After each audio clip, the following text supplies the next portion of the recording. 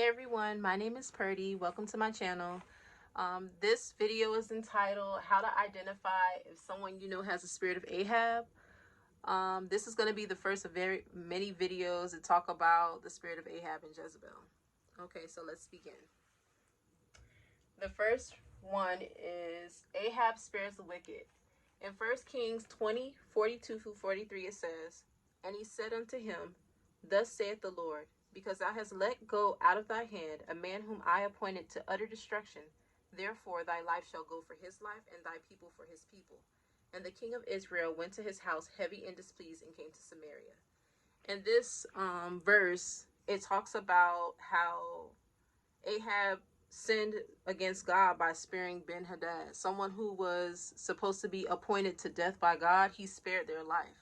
So basically, someone with the spirit of Ahab, they are going to spare the wicked. So don't expect for them to have any kind of integrity in their dealings. They're going to side with the wicked, and they're going to spare the wicked every single time.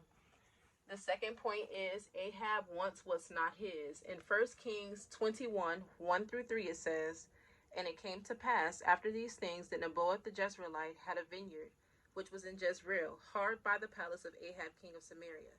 And Ahab spoke unto Naboth, saying, Give me thy vineyard, that I may have it for a garden of herbs, because it is near unto my house, and I will give it thee for a better vineyard than it.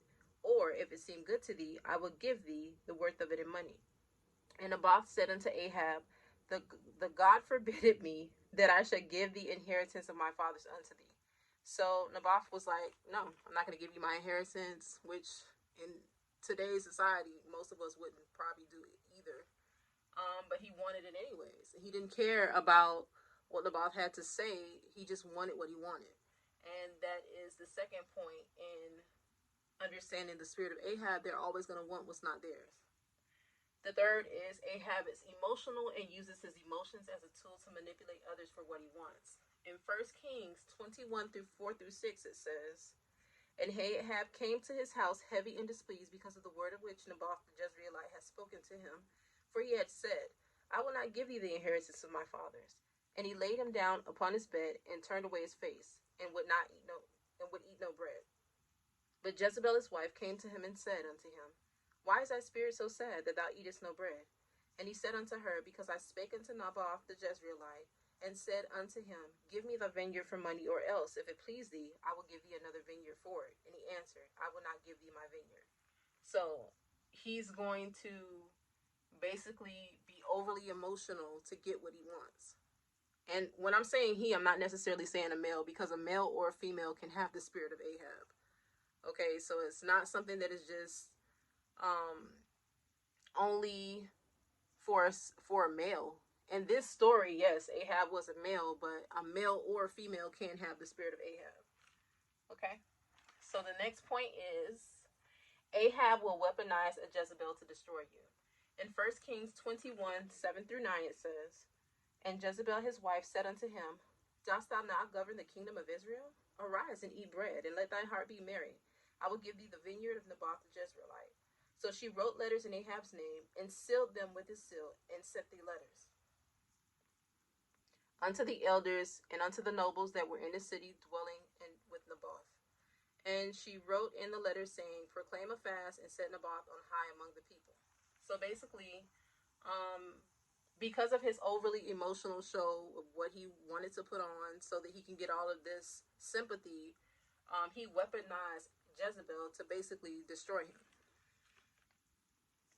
The next point is Ahab will not speak up for the innocent.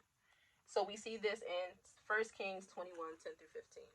So it says, "And set two men, sons of Belial, before him to bear witness against him, saying, Thou didst blaspheme God and the king, and then carry him out and stone him that he may die. And the men of his city, even the elders and the nobles who were the inhabitants of his city, did as Jezebel had sent unto them, and as it was written in the letters which she had sent unto them. They proclaimed a fast, and sent Naboth on high among the people. And there came two men, children of Belial, and sat before him, and the men of Belial witnessed against him, even against Naboth, in the presence of the people, saying, Naboth did blaspheme God and the king. Then they carried him forth out of the city, and stoned him with stones, that he died. They then sent Jezebel, saying, Naboth is stoned and is dead. And it came to pass, when Jezebel heard that Naboth was stoned, and was dead. That Jezebel said unto Ahab, Arise, take possession of the vineyard Naboth the Jezreelite, which refused to give thee for money, for Naboth is not alive but dead. So basically, Ahab is just not honest in dealings. He's not going to speak up for the innocent. He sat there and watched an innocent person be killed because he wanted something that wasn't his. And he could have spoken up at any point during that entire situation, but he failed to. He never did, and he was not going to. And that's one of the other characteristics that you'll see, that a person with the spirit of Ahab will not speak up for the innocent. Don't expect them to speak up for you when you're going through something. Don't expect for them to speak up for you in any kind of a situation, because it's just not a characteristic of a person who embodies that spirit or has that spirit. So number 6 is Ahab rejects God's prophets, thus rejecting God himself. He is an enemy of God.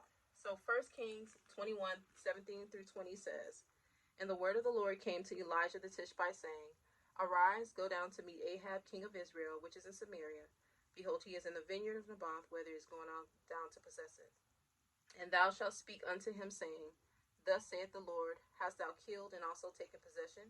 And thou shalt speak unto him, saying, Thus saith the Lord, In the place where dogs lick the blood of Naboth, shall dogs lick thy blood, even thine. And Ahab said unto Elijah, Hast thou found me, O my enemy? And he answered, I have found thee, because thou hast sold thyself to work evil in the sight of the Lord. So when Elijah came to Ahab, he called him his enemy. Ahab basically called Elijah his enemy, and not realizing that a prophet is a mouthpiece for God. So when you're speaking against God's prophet, you are speaking against God as well. So, yeah. Ahab rejects God's prophet, and he makes himself an enemy of God. So these are just a few of the points that I've started out with in this teaching. I will continue on with this teaching and do a more full series on Ahab and Jezebel and their relationship with one another. Like, comment, and subscribe to my channel. Thank you. Bye.